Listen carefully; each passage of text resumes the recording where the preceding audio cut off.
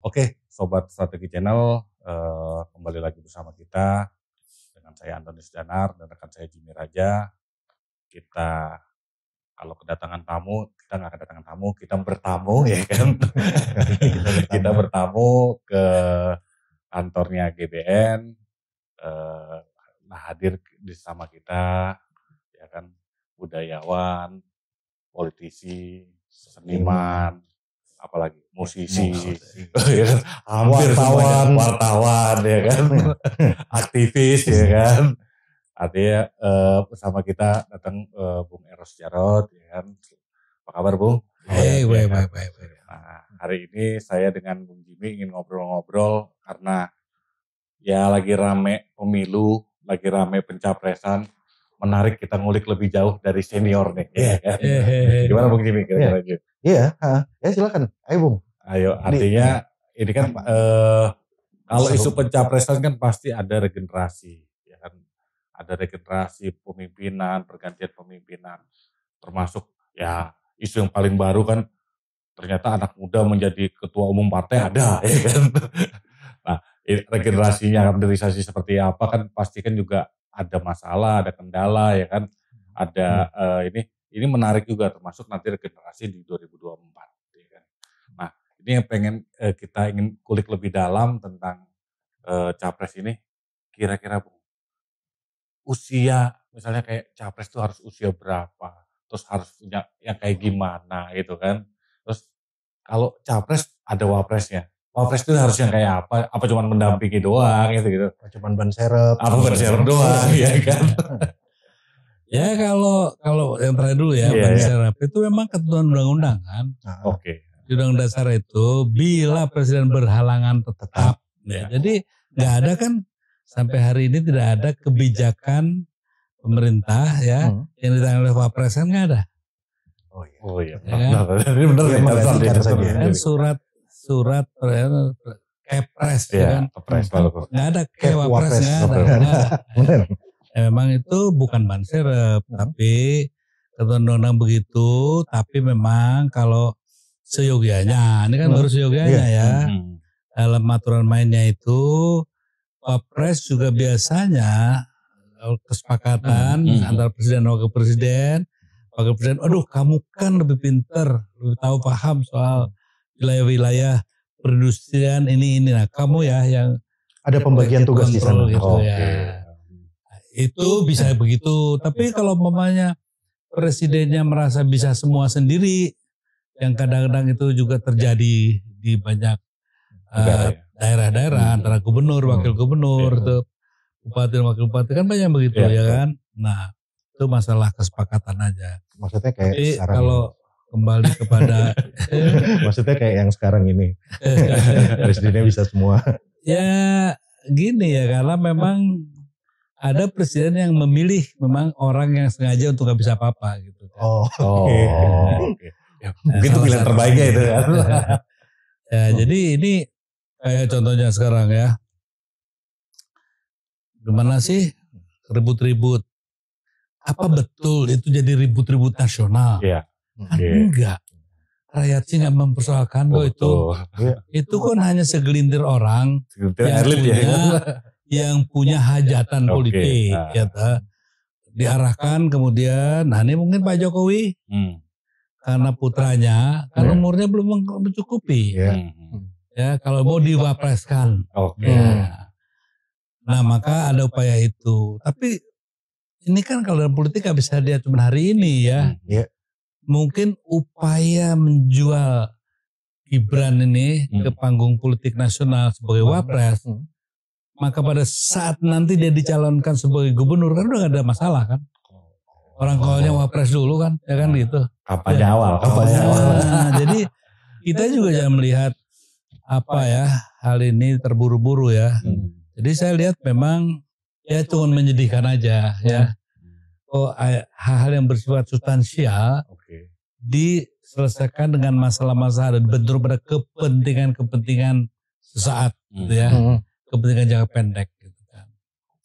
Ya kalau kita sepakat bahwa presidennya bisa lah di bawah umur 35 tahun, ya kenapa enggak gitu kan. Nah sekarang lihat tingkat kedewasaan ya. Nah di zaman sekarang ini, kalau zamannya Bung Karno dulu ya, umur 30 udah matang loh orang ya. Bung Karno aja mendirikan PNI umur 27. Iya, Aidit udah 27 matang. juga kan. Jadi tingkat kematangan itu kan tidak sama. Nah sekarang kita lihatlah, banyak ya pejabat-pejabat kita yang umurnya udah 50 kan masih kayak anak-anak cara berpikirnya kan. Cara mengambil kebijakannya, ya behaviornya gitu kan. Jadi memang harus dilihat semua itu secara bijak lah. Tapi jangan sekali-kali hanya karena kepentingan sesaat ya, hal yang bersifat substansial yang harusnya berlaku panjang ya, itu dikondens pada satu kepentingan tertentu. Tuh, lalu kalau menyangkut masalah presiden gimana sih gitu ya. Nah, saya di sini punya kriteria. Apa itu? Gini. Ada bisa penilaian objektif itu bisa dilakukan. Caranya gimana? Ini boleh nih Pak Harto kayak Mbak Mega kayak SBY termasuk dari Jokowi. Boleh aja dibilang sukses luar biasa. Nanti kita lakukan investigasi di akhir ya cerita. Di akhir periode ya? Iya dong. Kita lihat coba, kita buka Undang-Undang 45, utamanya preambulnya. Ya. Yang diamanatkan itu sama yang sekarang terjadi berjalan sinkron atau malah begini. Nah, kalau secara substansial begini, bangunan apapun yang sudah dibangun, kehebatan apapun, tapi kehebatan yang tidak sesuai dengan kehendak, petunjuk dan amanat Undang-Undang 45, ya gugur lah. Nah, kalau cari yang mana? Cari presiden atau calon wakil presiden yang paham itu. Jadi jangan sekali-sekali milih presiden yang gak paham itu. Rusak jadinya. Apa aja Mas poin-poinnya di preambul itu? Kita sudah tahu ya. Oh, sebetulnya kan paling mudah gampang. Dalam preambul itu ada kok Pancasila. Jadi pengamalan Pancasila dalam praktek itu menjadi pegangan. Nah sekarang ini begini. Yang miskin bertambah miskin, segelintir orang kaya bertambah kaya. Ini kira-kira bener gak? Sesuai gak dengan Pancasila? Gitu kan. Contohnya lagi, mencerdaskan bangsa. Di pola pemilu aja dia kan gak mencerdaskan sama sekali. Orang gak tahu mau dibawa kemana Indonesia suruh milih. Ya kan? Ya kan kayak gitu.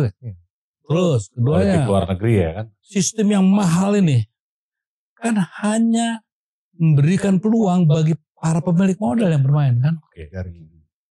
Kenapa dibilang ini pestanya demokrasi rakyat? Enggak ada, ini pestanya para pemilik modal. Nah hal seperti ini kan harus ya kita lakukan dalam rangka pencerdasan sebagaimana amat pembukaan undang-undang. Nah, kan harus mencerdaskan ya kan. Apalagi keadilan sosial yang menjadi pegang penting ya kan. Oh saya contohnya sekarang gini, hukum hanya untuk hukum amsih, ya jadi karena supremasi hukum loh. Tapi harus kebijakannya dong, etika dan moralnya. Nah etika dan moralnya dari mana? Ya dari preambul itu, dari batang tubuhnya itu sebagai penerjemahan substansialnya gitu ya. Jadi kalau itu nggak dipahami ya susah. Sekarang sedikit-sedikit hebat, sana hebat, kita ngutang hebat, kita bangun jalan. Bahwasanya adalah pembangunan yang sudah dilakukan Pak Jokowi harus kita apresiasi. Tapi jangan lupa juga kita melakukan kritik bahwa pada akhirnya yang namanya investigasi auditing itu ya, itu menjadi sarana paling objektif nantinya, ya kan? Untuk membuktikan kebenaran atau pembenaran yang ada sekarang ini. Nah, jadi kira-kira kita minta siapa sih yang pengen jadi yang layak jadi presiden, yang paham bahwa yang diperlukan rakyat adalah perubahan. Bukan pergantian-pergantian semata. Perubahan yang utamanya apa? Contohnya nih yang paling Mas, perubahan Mas. Oke, para calon presiden ini masih tetap mempertahankan bangunan oligarki sekarang, ya. atau punya cara untuk supaya mengeliminir ya kekuasaan dan kekuatan oligarki ini. Nah, kedua, sekarang dikenalkan mafia investasi ya kan. Mafia minyak, mafia beras, mafia gula ya kan. Apakah presiden yang akan datang tetap memelihara ini ya atau mau mengeliminir? Caranya gimana? Kasih tahu dong rakyat, ya kan? Nah, kalau presiden enggak bisa memberi pengetahuan, cara dan bersumpah dan berjanji, ya menurut saya itu gak layak jadi presiden. Apalagi presiden yang terindikasi ya oleh hal-hal yang saya bicarakan tadi.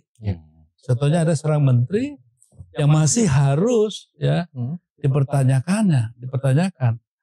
Ada hal yang mungkin kita dengar ya, regoto gitu kan ya. Dan sejenisnya. Saya tidak akan memojokkan orang per orang, enggak. Cuman harus ada kejelasan ya. Contohnya juga proyek Rempang aja nih ya. Rempang. Kan perlu diinvestigasi. Betul nggak itu tanah kosong? Ternyata kan rakyat pada diusirin. Nah, hal yang seperti ini kenapa harus dibongkar, ada perlawanan rakyat dulu ya, baru hal yang tidak benar keluar. Kenapa tidak sejak awal ya langkah-langkah itu diambil karena itu amanat yang dititipkan oleh Undang-Undang 45.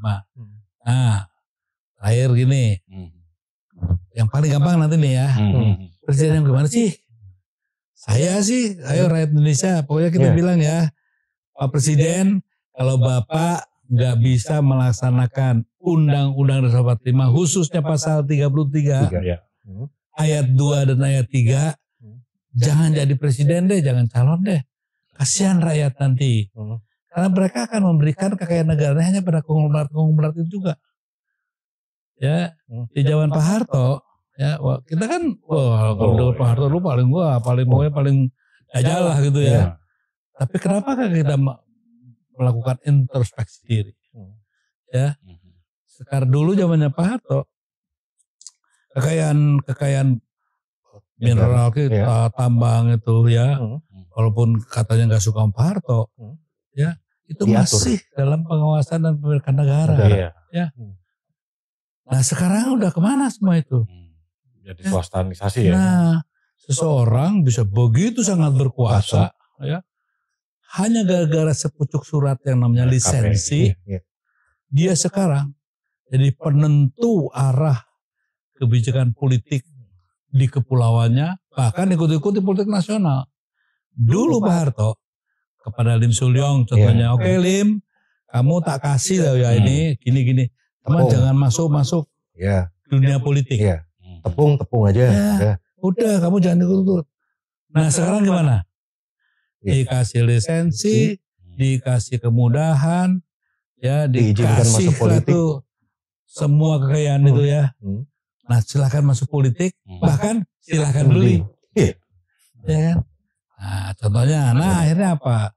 Seorang konglomerat dengan uang banyaknya, dia punya partai, dia beli itu kan semuanya ya, yang diperlukan. Ya ada, ya udah sekarang anak saya, istri saya, mari sama-sama. Kalau presidennya akan datang membiarkan hal ini, mana yang namanya nilai? Pertanyaannya, saya kan pasti serang nanti kalau saya ngomong ini.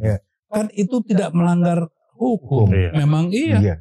Tapi ada kode etika. Ada etika. Etika, kalau hukum tanpa pijakan etika dan moral ya. Ya ini saya hukum rimba namanya. Ya kan? Kira-kira begitu. Tapi kira-kira Mas, dari kita ngomong, Mas Eros tadi ngomong soal wanti-wanti terhadap capres-capres ini. Mas melihat nggak bahwa sudah melihat nggak 3 program dari capres-capres ini bisa menjawab itu? Ya kalau makanya segini, kalau hanya sebatas retorika, tiga-tiganya bisa. Jago semua ya. Retorika loh ya. Dalam daftar level praktik, makanya presiden yang kaki dan tangannya tidak terjerat calon-calonnya oleh oligarki pemodal, ini, pemodal mungkin akan lebih bisa. Nah sekarang pertanyaan kepada Ganjar, kepada Prabowo, kepada Anies, ya sejauh mana Anda, kaki Anda, lihat dong kaki Anda tuh ada ikatan, rupanya ikatannya tuh di kaki Anda gitu kan. Yang ke belakangnya siapa tuh megang tuh talinya tuh ya kan. Oh ini siapa nih gitu kan. Jangan yang megang talinya satu. Di tiga-tiganya. Nah yang kedua, sudah gitu lehernya juga dicincang sama ketua umumnya. Nah ketua umumnya dicincang lagi sama pemodal. Yang itu juga yang belakang. Jadi begitulah keadaan realita hari ini. Ya. Jadi kita jangan juga membodohi rakyat. Seolah-olah wah pemilu ini akan membawa pesta demokrasi. Membawa apa? Kalau apa yang kita tadi pertanyakan ya tidak ada jawaban dan kepastian. Ya ini cuma suksesi aja. Itu ya. Nah, jadi menurut saya kalau saya lebih memilih itu kan memang upaya mencerdaskan rakyat ya untuk tahu cara memilih gitu ya. Gimana caranya? Ya itu tadi saya bilang kan tadi jangan hanya hidup Ganjar, hidup Prabowo, hidup Anies. Tapi menyerahkan seperti cek kosong, silakan isi sendiri. Kan nggak bisa gitu dong. Ya, rakyat. Ya contohnya nih apa? Rakyat Jawa Barat. Umpamanya ada oke, tapi saya minta ya pendidikan di sini itu 1, 2, 3, 4, 5 ya. Pola dalam bangunan sosialnya, bangun politik harusnya begini ya. Kayak gitu. Jangan lagi ada pemisahan antara si A, si B, dan si C dalam konteks ya kebebasan beragama. Contohnya kayak gitu ya. Kan itu harus dinyatakan. Jangan cuma datang disuruh kumpul bagi-bagi kaos ya. Terus hidup presiden. Ya gimana rakyat tuh? Makanya gitu. Dan kepada rakyat juga saya juga cuman bilang ya hati-hati ya. Biasanya kan dikasih 100.000 tuh ya. Oke yuk kita bagi yuk 100.000 dibagi 5 tahun. Nah dah kan. Jadi kalau 105 tahun berarti 20.000 per tahun. Iya. Dari 20.000 kita bagi lagi yuk per bulan. Dibagi 12. Jadi 1, sekian. Ya. Dari per bulan itu dibagi per minggu. Ya, dibagi per hari. Kaget ya kalau bilang, ternyata gue cuma dibayar 500 perak apa 200 perak per hari untuk menggadaikan masa depan saya. Jadi harga saya itu bukan 100.000, 200.000, 200 perak. 400 perak kalau lebih dari itu ya. Nah ini kan harus diberitahu pada rakyat. Nah kalau rakyat ya kalau mau ya gimana ya terpaksa mau ngambil uang karena dia lapar ya ambil aja. Saya nggak menganjurkan ya. Tapi jangan dong menggadaikan nurani dia. Kan? Jadi kalian harus lebih cerdas rakyat daripada para politisi yang biasanya menjanjikan yang enggak. Tapi banyak juga loh kader-kader politisi yang saya kenal ya. Sungguh-sungguh kok dia mikir rakyat. Jadi dia jangan semua digebuya. Enggak jangan digebuya semuanya enggak lah. Tapi sayangnya kebanyakan mungkin karena sistem politiknya Mas. Ya. Karena sistem politiknya. Sistem politik. Memang ini sistem yang sengaja dibuat jadi mahal. Supaya apa? Yang jadi itu yang punya uang, yang dekat pada sumber uang. Yang jauh yang gak jadi, biar pinter kayak apa kamu jadi gitu loh. Nah, sistemnya ini harus ditinjau kembali. Ya contohnya one man one vote gitu kan, satu kepala satu suara, ya kan. Jadi suaranya tanpa merendahkan ya orang yang buta huruf, pegawai apa gitu ya, ngorek-ngorek sampah gitu ya. Sama jenderal profesor sama satu, ya kan. Nah, makanya kan kenapa dalam sistem kita itu sistem perwakilan dan seterusnya itu diserahkan para pendiri republik kita ya. Makanya itu ada banyak teriakan-teriakan. Masih begini kan ya. Pendidikan belum merata, ya tingkat sosial yang belum merata, itu kan luar biasa ya. Sehingga ya orang yang lapar itu gampang dibeli kok ya, ya kan. Nah makanya dibuatlah sedemikian rupa sehingga apa yang terjadi? Sekarang satu partai aja tuh gigit-gigitan itu antara caleg saling jor-joran cari cukong yang paling kuat ya kan. Nah cukong disuruh tinggal para kompradornya di lapangan tuh ya, para centeng di lapangan tinggal sini yang mau jadi nih tinggal kasih. Kasih lo perlu duit toh nih, tapi kan gitu. Jadi emang dibuat sembilan rupa. Saya punya kecurigaan, Mama ini salah satu penghancuran Indonesia secara sistemik. Gitu ya. Jadi harus ada perlawanan. Nah, kenapa tidak hanya cukup perlawanan politik, saya melakukan gerakan perlawanan kebudayaan. Ya, karena sekarang yang sudah sampai tahapan bukan kerusakan politik lagi, bukan kerusakan ekonomi, tapi yang lebih substantif. Kerusakan kebudayaan. Ini mengerikan. Peradaban. Berarti Mas kan banyak teriakan akhir-akhir ini untuk kembali ke Undang-Undang Dasar 45. Mas Eros termasuk salah satu yang setuju atau ada catatan-catatan tertentu? Catatan-catatan perlu diberikan ya. Artinya kalau kembali ke Undang Dasar 45 harusnya itu kan satu tuntutan yang menyadarkan kita bahwa sekarang ini bukan Undang Dasar 45. Kan sekarang Undang Dasar 2002 ya. Cuman karena kita dari mulai para dosen, para rektor ya di perguruan tinggi diam semuanya dan mengamini seolah-olah ini kebenaran. Iya, kebenaran bahwa kita hidup di atas kebijakan Undang Dasar 45. Ya apalagi rakyat, ya kan? Pasti kan diam aja ya itu kan. Nah, itu satu. Kalau dibilang teriakan kembali, makanya saya bilang saya setuju tapi dengan catatan. Kalau tidak salah nih, saya ingatkan kembali ya. Kebetulan saya dulu yang duduk bersama Gus Dur, Amin Rais, Megawati. Saya, ya kan, karena saya yang mewakili Mbak Mega kalau ada pertemuan gitu ya. Kalau nggak salah dulu yang dititipkan, yang disepakati oleh kita pada saat penyelenggaraan itu ya. Undang Dasar 45 kan? Kita itu sepakat bahwa hanya pada 2 titik penting. Apa saja? Satu, pembatasan jabatan presiden. Kedua, heavy eksekutif. Itu yang jadi pegangan. Nah sekarang ini udah kemana-mana gitu kan. Kok nggak kekawal? Ya. Oleh Gus Dur, Mbak Mega, kok nggak kekawal? Ya waktu itu saya juga berdebat ya, tapi kan saya bukan ketua umum partai. Jadi saya bilang hati-hati nih kan, kenapa sih kita buru-buru gitu ya? Pemilunya juga buru-buru. Kenapa nggak kita? Dulu saya mengajak ya Gus Dur, Amin Rais, Mbak Mega ini kalau dengar Mbak Mega silakan, gitu kan ya. Ada kok saksi hidupnya saya masih ada. Gitu. Saya lebih mengajukan proposal waktu itu, kenapa nggak kita kuatkan dulu nih konsolidasi kekuatan politik nasional kita, ya, yang berbasis pada kerakyatan. Ya, itu kan artinya itu ada Mas Amin, ada Mbak Mega, ada Gus Dur. Karena itu cikal bakal kekuatan rakyat Indonesia ya.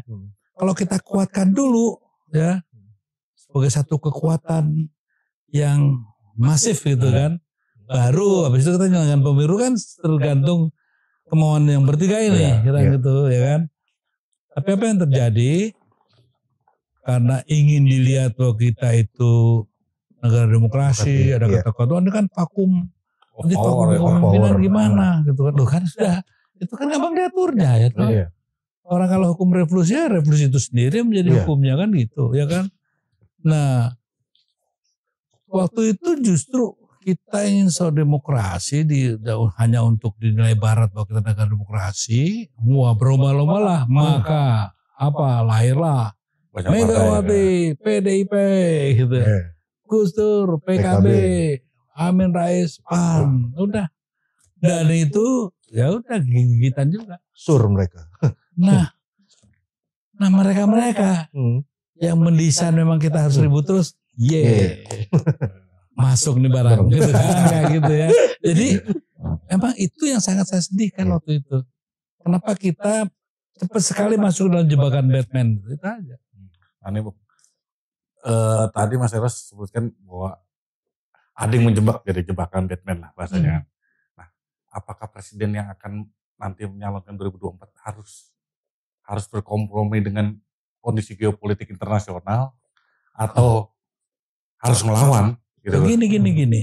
Kita kan punya pijakan politik bebas aktif, ya. Artinya kita tidak harus bermusuhan, ya, kepada negara manapun, ya, dengan ideologi apapun, ya kan. Tapi yang tidak kita selalu lakukan adalah apa sih? Pergaulan politik atau kerjasama yang saling menguntungkan, ya. Jadi ada mutual beneficial gitu ya. Ada, ya jangan nanti kita bekerja sama-sama, oh ini yang ngeruk aja gitu ya. Kita yang dikeruk terus gitu kan. Nah, seyogianya memang presiden yang akan datang paham betul masalah situasi geopolitik sekarang ini. Ya kan sekarang ada bagaimana China, bagaimana Rusia, bagaimana Amerika dan Eropa satu sisi. Terus satu nih ya mungkin kekuatan baru lagi itu seperti ada India, Korea, gitu kan.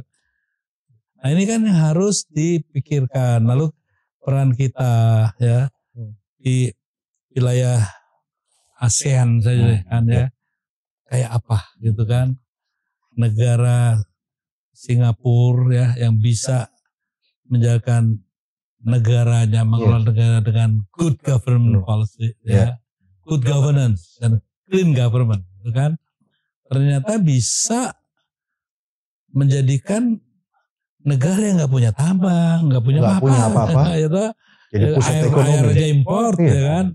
Tapi eksportir minyak besar ya di negara. Ya, tapi dia bisa menjadi pusat ekonomi, pengatur lalu lintas perdagangan wilayah ini. Itu kan pasti dipertanyakan.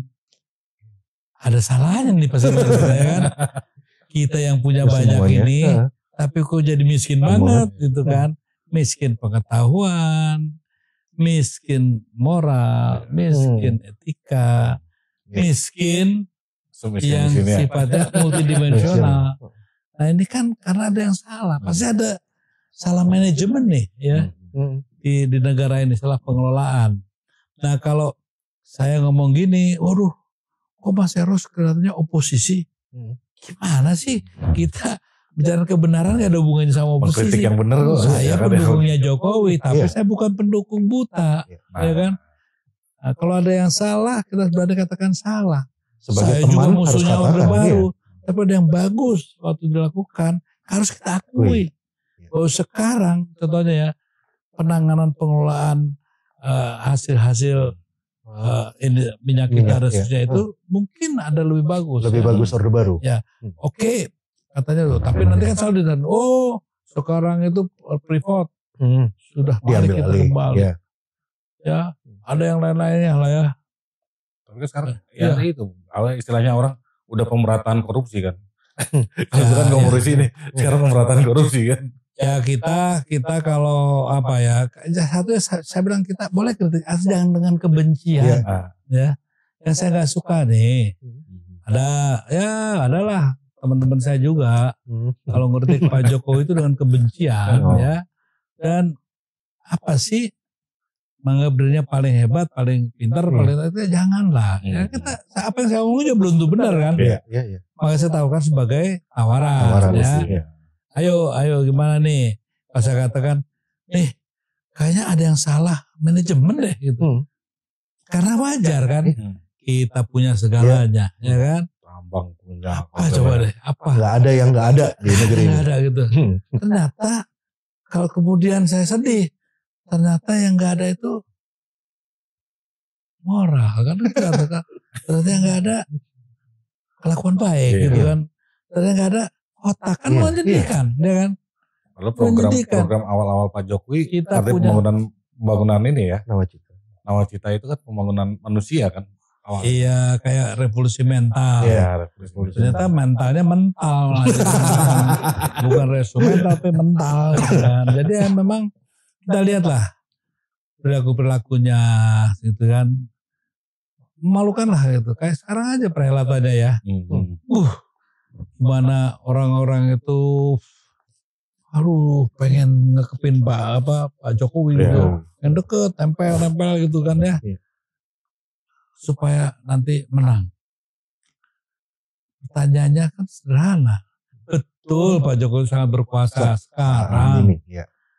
Nah apakah di Januari akan begitu juga? Saya kan nggak tahu. Atau pasca 14 Februari akan begitu juga? Kita nggak tahu juga kan, masih belum tahu semuanya. Sehingga segala kekuatan, contohnya saya nih, kalau yang bilang PDIP kan saya ikut juga melahirkan.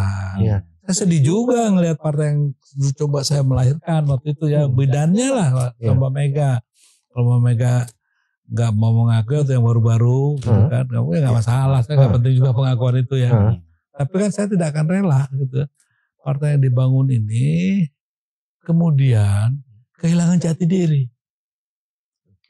Jati dirinya itu satu apa sih? Merayat, bertumbuh pada kekuatan rakyat, dan satu, selalu berorientasi pada satu, kemenangan rakyat. Itu kan yang dulu saya pahami ya. Nah kalau kemenangan kemudian hanya mengandalkan kekuasaan orang per orang, kan itu bukan PDIP. Bukan kok, kan saya juga saya ikut. Saya kan yang ikut merumuskan ADRT-nya juga. Ya, rancangannya. Jadi jangan, ya saya nggak gitu lah. Maksud saya sampai akhirnya saya bilang, waduh lah, sekarang apa yang saya perjuangkan, Mas Eros gimana? Pilih mana? Merah putih aja lah gitu kan. Karena itu yang paling benar. Nah, lalu pilih Ganjar atau pilih apa? Nah, oke lah. Secara emosional, hubungan emosional, saya kan masih tidak bisa bohong. Ada romantisme, tapi saya akan berdosa kalau hanya tinggal diam, mengiyakan semua yang nggak benar. Ya, bahwasanya pada akhirnya saya disingkirkan, dari dulu udah biasa saya disingkirin gitu kan. Yang penting satu, memang menyuarakan kebenaran itu biasanya tidak menyenangkan, ya. Yang menyenangkan itu kan pujian-pujian, yang menyesatkan tuh banyak yang senang tuh, ya kan. Waduh, makanya itu Mbak gitu kan. Wah Pak Jokowi nanti ada terjadi apa paling duluan dah lari pada kabur. Itu hal-hal yang selalu kita alami ya. Jadi tugas dari teman-teman, ayolah kita yang lebih berpendidikan, memberi pencerahan pada yang lebih kurang terdidik. Dan seterusnya. Sehingga itu salah satu persyaratan mencapai tujuan sebagai PDIP. Kemenangan rakyat. Dan rakyat itu gak bisa menang kalau gak cerdas. Kalau dia gak pinter, kalau gak well informed, mana bisa menang ya. Memang artinya banyak sisi yang kita bisa gali buat suksesi kepemimpinan besok, artinya penggantian kepemimpinan besok. Tetapi apakah kira-kira dengan zaman era digital, zaman dengan ini, disrupsi itu artinya apa ya, tadi kan salah satunya kan budaya nih kita paling hilang, ya kan. Dulu teman-teman mahasiswa pernah menyuarakan, termasuk Jimmy ya kan, menyuarakan potong satu generasi, ya kan. Nah artinya apa tema-tema seperti itu, apakah sudah perlu gitu kan, perlu untuk kepemimpinan masa depan, oke kita potong lah. Sejarah ini kita perbaiki kan gini. Contoh aja, kita tidak pernah menyelesaikan persoalan hukum 12 pelanggaran HAM berat yang kemarin ditetapin Pak Jokowi, ya kan. Ada 98, ada kejadian di Lampung, kejadian ini tidak pernah selesai. Tahun 65 tidak pernah selesai. Ya udah anggap nggak ada, tapi kan kadang-kadang nggak bisa juga tuh, Bu. Kira-kira pemimpin ke depan itu harus selesaikan itu nggak sih? Yang paling pertama sebetulnya mengembalikan hak-hak rakyat ya. Bahwasanya itu penting iya. Tapi prioritasnya kembalikan hak rakyat. Lebih prioritas ke sana ya. memberi hak rakyat, seperti mencerdaskan rakyat, memakmurkan rakyat. Karena kalau sudah rakyat cerdas, rakyat makmur, diajak, ayo kita nih, ini kok HAM yang kayak gini kayak kurang cocok ya. Nah, pasti setuju, pasti nggak masalah. Kalau rasional semua sudah benar gitu. Nah nanti kalau punya nggak ada hubungannya, pokoknya maaf ya, tiba-tiba Kajang si B, Allahu Akbar, susah gitu kan. Hanya itu kan nggak bisa, begitu juga gitu kan. Contohnya sekarang ini ya, yang penting itu justru hal yang sederhana ya. Kan sekarang terjadi, ya ini lebih penting menurut saya ya. Sekarang ini seolah-olah nih, kalau yang nasionalis pasti bukan agamis gitu kan. Yang agamis itu pasti nggak nasionalis. Ini bahaya. Dipiara terus loh nih. Bahkan pembelahannya begitu, ya kan. Pokoknya kalau yang milih Ganjar itu pasti rada PKI, gitu, rada komunis gitu kan. Pasti nggak religius. Anies, soalnya itu pasti jurus jalan menuju surga kan begitu, ya kan. Ini kan pendidikan yang buruk. Anies juga punya kekuatan kok, punya kemampuan yang bagus juga gitu ya. Dan Ganjar Mas Eros yakin Anies masih punya nasionalisme. Loh, gini, yang banyak nggak tahu. Dalam kurikulum ya, kalau dia seorang yang seperti dituduhkan itu, nggak mungkin dia mendatangani ya kurikulum masalah agama kepercayaan. Mana mungkin gitu. Ini kan nggak masuk akal gitu. Nah, ada nggak tanda-tanda pada saat jadi gubernur madrasah yang dibesarin? Kan nggak juga. Oke lah jalan-jalan pokoknya harus ada alif ba ta ja dan seterusnya, nggak ada tuh ya. Dan dia hadir kok ke peresmian gereja apa? Nah makanya ini kan semua jangan rakyat digiring ke politik identitas ya. Sementara pelakunya sebenarnya enggak. Kayak Ganjar juga. Dari mana usulnya dibilang katanya karena dia PDIP itu komunis gitu. Ngerti gak sih komunis apa gitu. Ini pun kadang-kadang yang nuduh gak ngerti apa itu. Apalagi menjelang 30 September nih pasti nih kan. Iya, selalu begitu. Ada seorang jenderal yang selalu ngotot tuh pokoknya. Pokoknya PDIP, ini pasti PKI gitu. Saya bilang, dia juga waktu pada saat terjadi 65 memang udah umur berapa sih? Emang udah tahu gitu kan.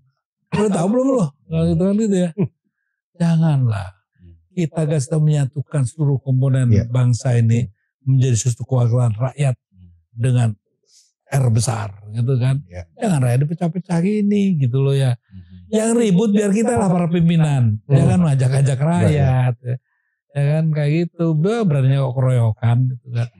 Kayak gitu. Mas agak apa namanya? Agak teknis dikit. Akhir-akhir ini kalau ngelihat Ganjar bergerak sendiri kemana-mana. Kemudian partai-partai lain, sekarang nggak tahu ya ini masih kembang-kembang atau sudah jurus. Ini PKB sudah pindah ke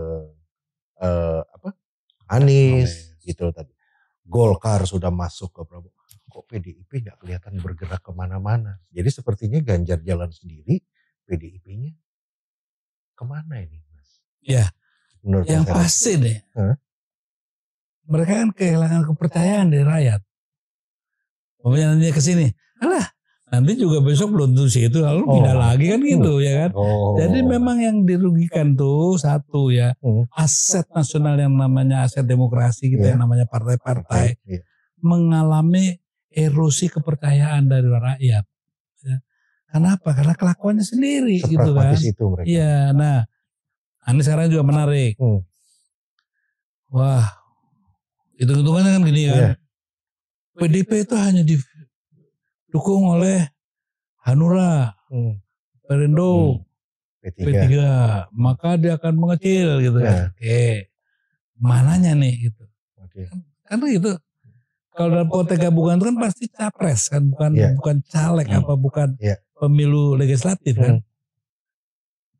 Nah, di satu sisi Prabowo, dengan koalisi yakin banget besok udah pasti jadi presiden kan sekarang kelihatannya begitu ya. Kalau didukung Golkar, PAN, lagi PSI, Demokrat ya. PSI masuk gitu kan. Dan ya PBB terakhir ya PBB. Nah, ini contoh-contoh yang kita lihat. Seolah-olah rakyat Indonesia udah sangat politis. Padahal kalau yang namanya presiden itu lebih subjektif, personnya gitu ya. Nah, ini kan belum ada empirik ya, terbukti ya. Kenapa kok kita nih yang katanya apa kaum cerdas pandai ini selalu memberikan apa itu polling gitu ya. Kan bagaimana, orang kan beda. Sekarang ini kan numpuk nih. Pileg sama Pilpres bareng ya kan? Kan belum pernah terjadi.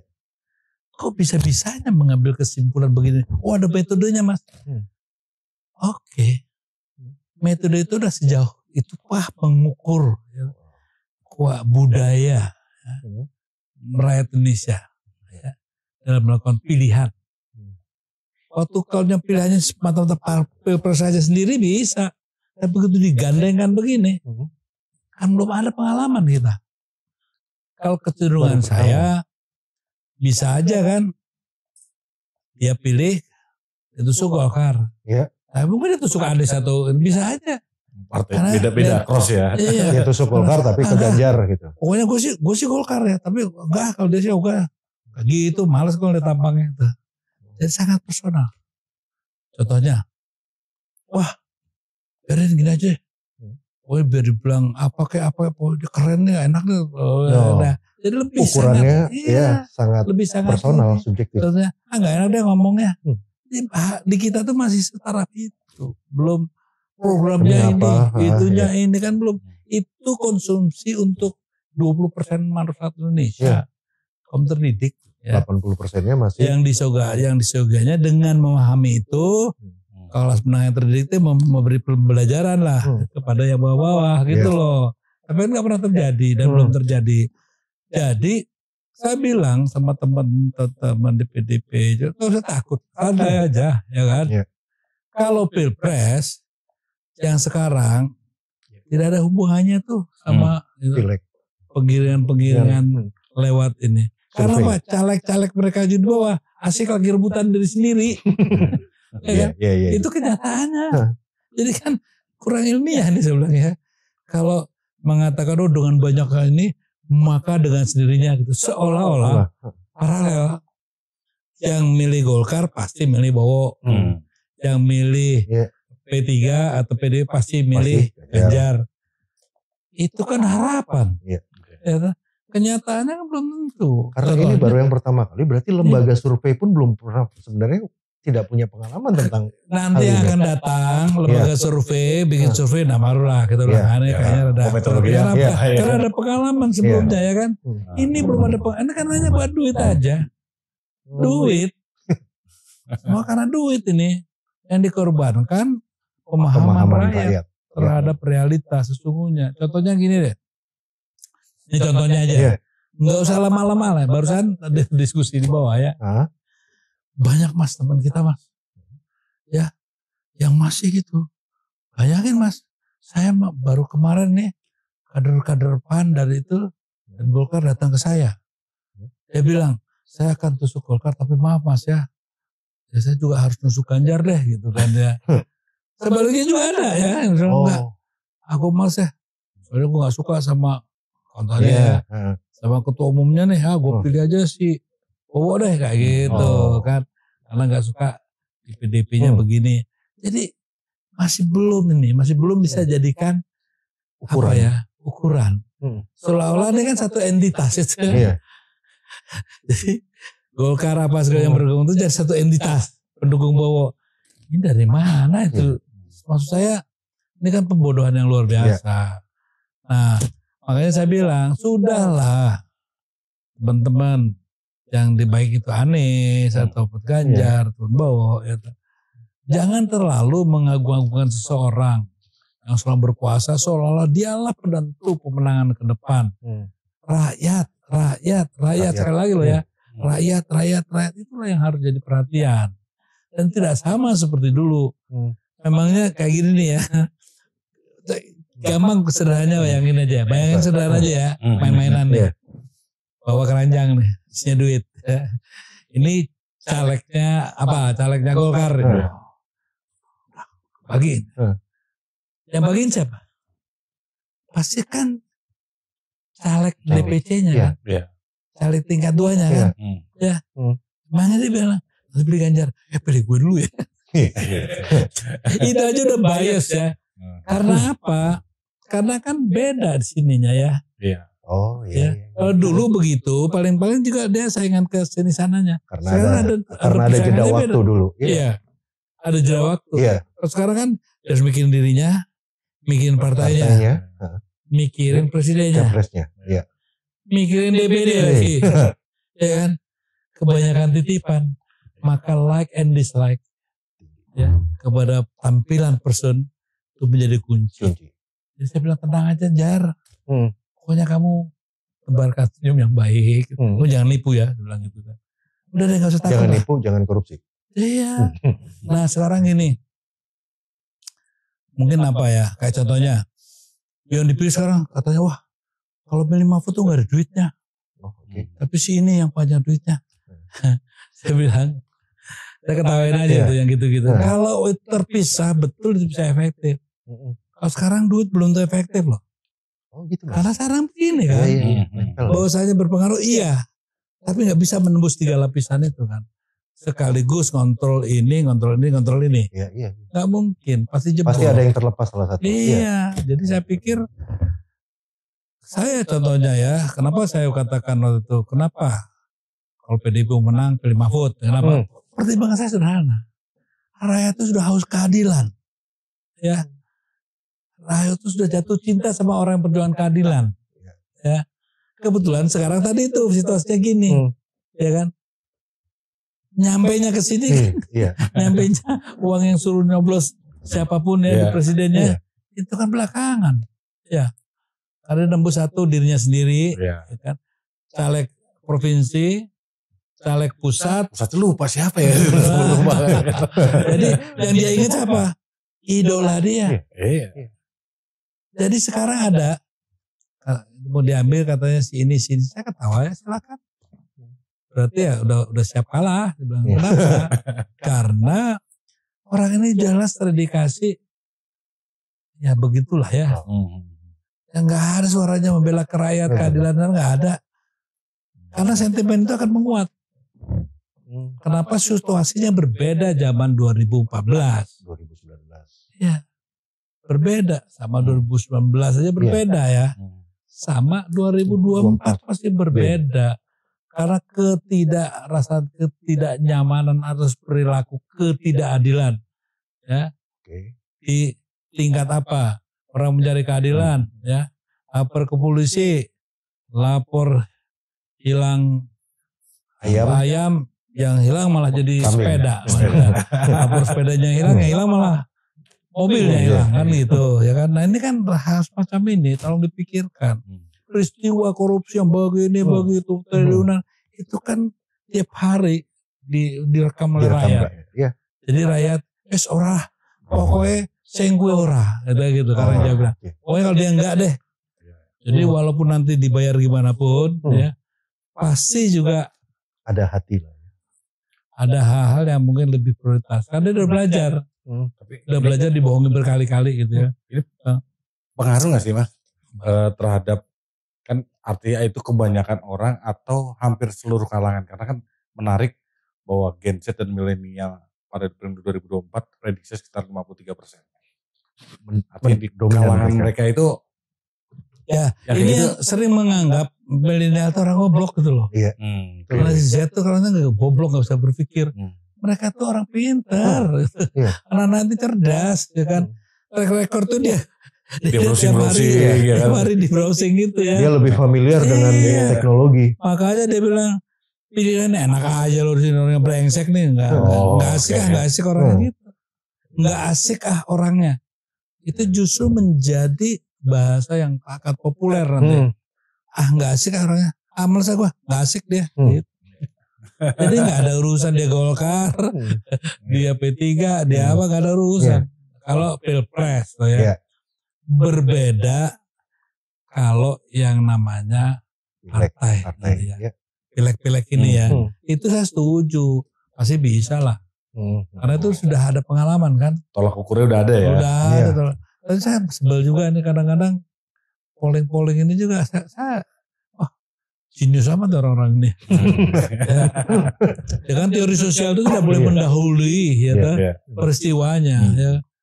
Peristiwa pengalaman empiriknya dulu baru ada teorinya. Ini enggak teorinya dulu baru ada. Saya dimin aja. Sakarepmu lah gitu sebenarnya. Artinya kalau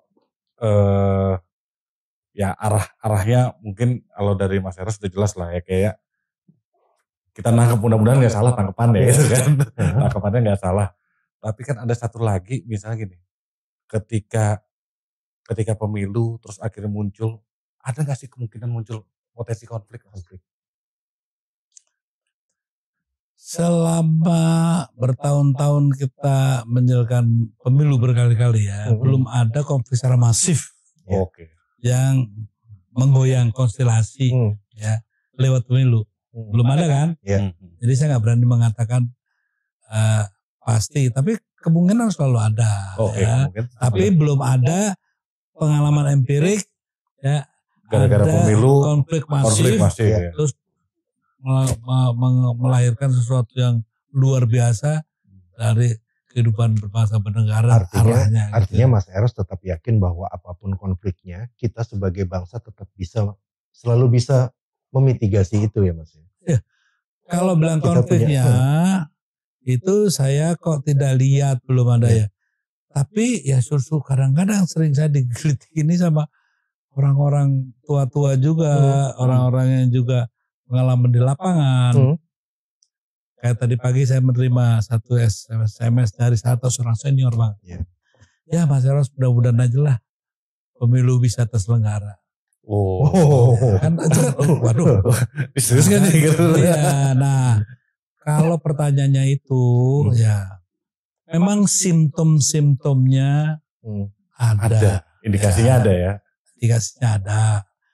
Nah kalau itu sampai terjadi memang sifatnya lebih fatal daripada memprediksi nanti ada konflik ini enggak, karena konfliknya itu peredamannya itu lebih mudah daripada memang kalau terjadi ya satu. Contohnya saya lagi main ke Semarang, pulang ke Jakarta nggak boleh masuk Jakarta. Kenapa? Presidennya sudah ganti Mas, bisa aja. Konflik horizontal itu ya. Nah itu kan hal seperti itu bisa terjadi nggak Mas? Kalau memang kebijakan yang membingungkan ini, kemudian kekuatan bersenjata dan kekuatan rakyat bersatu, menyatu, dan mengambil keputusan, ini cuma bikin pusing rakyat aja nih, ya kan? Sampai sekarang aja Wapres kagak ngerti Ivan. Terus mana nih, ya kan? Jangan-jangan Capresnya tanya Wapresnya siapa nggak tahu juga. Sini pindah gitu kan. Wah mentang-mentang anaknya sini, wah dia jadi Wapres. Wah apa-apaan ya, bisa gitu kan? Dan memicu contohnya kayak gini, serempang kayak begitu, ya kan? BTS korupsinya begitu, ada di Mahkamah Agung aja saudara terjadi ya korupsi seperti itu. Jadi mungkin rakyat nantinya pada saat titik nadirnya gitu ya, kebobrokan ini gitu ya, mencapai titik nadirnya, makanya SMS senior yang dibagi saya terima ini cukup menjadi perenungan saya gitu kan. Jangan sampai kita menganggap tidak mungkin, jangan. Dalam setiap peristiwa politik itu harus membuka kemungkinan itu diperhitungkan. Karena kan kemarin kan seminggu 2 minggu lalu kan beredar informasi ada agen asing mau ngacak-ngacak pemilu, sampai mantan kabin aja ngomong potensinya ada, ya kan? Iya. Sebetulnya asing ngacak-ngacak itu bukan hanya pemilu aja setiap hari. Kenapa tiba-tiba spesifik pemilu? Karena memang ada pergantian pimpinan. Nah, pesan saya kepada teman-teman masyarakat semuanya lah, nggak usah takut sama gituan.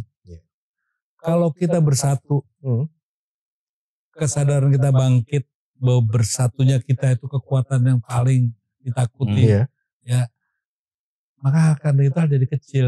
Tapi kalau memang kita itu mudah dipecah belah, dividen dan perang mereka berjalan. Ya. Makanya kota asing pun menjadi menakutkan. Gitu. Tapi kalau kita solid, rasanya ya memang harus diperhatikan. Tapi tidak usah menjadi kekhawatiran yang berlebihan. Yang kekhawatiran berlebihan yang sekarang saya itu justru kurang sadarnya rakyat bahwa kekuatan sesungguhnya itu ada tangan kita. Kalau kita bersatu. Nah, jadi pesan saya nih terakhir penutupnya kali ya.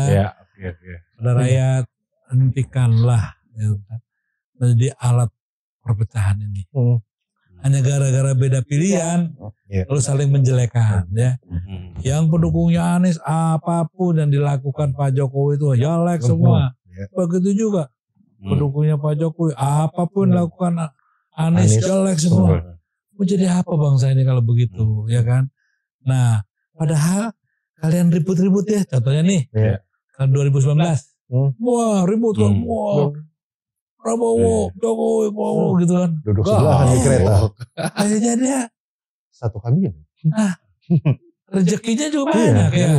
Nah, sekarang yang berdarah-darah di lapangan dulu berantem tuh, balik kan tuh. Mungkin ada yang cerai gara-gara itu kan. Yang pada cerai itu, pada balik kan. Lagi gigit kan.